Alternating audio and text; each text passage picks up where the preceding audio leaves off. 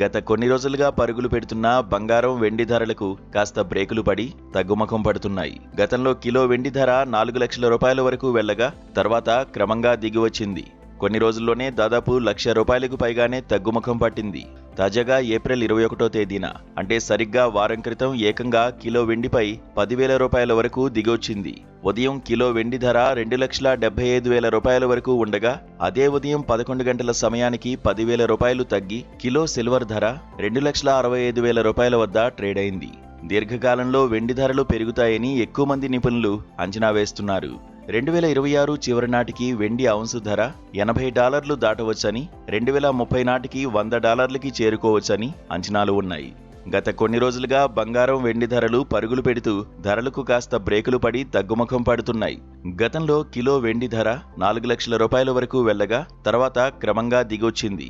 కొన్ని రోజుల్లోనే దాదాపు ₹1,00,000 పైగానే తగ్గుముఖం పట్టింది. తాజాగా మొన్న మధ్య ఏకంగా కిలో వెండిపై ₹10,000 వరకు దిగొచ్చింది. అంతర్జాతీయ మార్కెట్లో ప్రస్తుతం నెలకొన్న భౌగోళిక, రాజకీయ పరిస్థితులు అటు బంగారం, ఇటు వెండి ధరలపై తీవ్ర ప్రభావాన్ని చూపుతున్నాయి.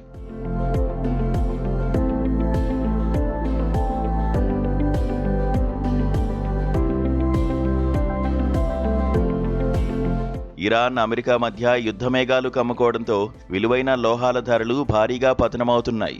ఈ నేపథ్యంలో వెండి ధర ఏకంగా ₹1,00,000 పడిపోయే అవకాశం ఉందా అనే చర్చ ఇప్పుడు మార్కెట్ వర్గాల్లో మొదలైంది. యుద్ధం గనక ముదిరితే పారిశ్రామిక రంగం కుంటుపడుతుందనే భయం ఇన్వెస్టర్లను వెంటాడుతోంది. వెండి కేవలం ఆభరణాలకే పరిమితం కాదు. ఇది పారిశ్రామికంగా చాలా కీలకమైన లోహం.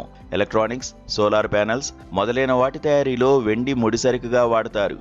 యుద్ధం వల్ల పరిశ్రమలు ఆగిపోతే వెండి వినియోగం తగ్గిపోతుంది.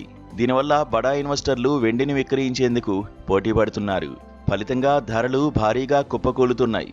ఒకవేళ యుద్ధం ముదిరి ప్రపంచవ్యాప్తంగా ఆర్థిక మాంద్యం వస్తే ధర ఏకంగా ₹1,00,000 మార్కుకు పడిపోయే ప్రమాదం ఉందని చెబుతున్నారు. ప్రస్తుతానికి అంటే ఏప్రిల్ 2026 చివరి వారంలో వెండి ధరలు స్వల్పంగా తగ్గే అవకాశం ఉందని, 7 రోజుల్లో సుమారు 2.48% తగ్గొచ్చని అల్గారిథం అంచనాలు చెబుతున్నాయి.